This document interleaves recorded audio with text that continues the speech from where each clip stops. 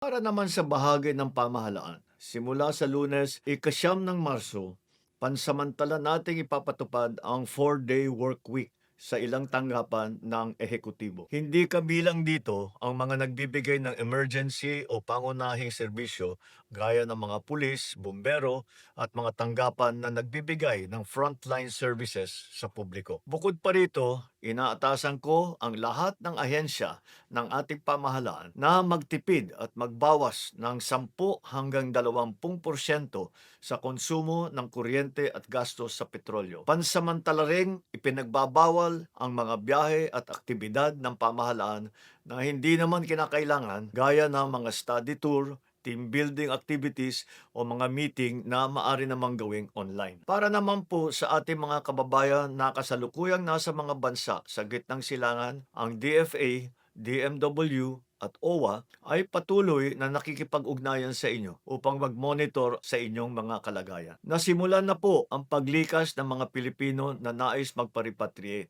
At sa oras ligtas na ang pagbiyahe, mailikas na natin lahat.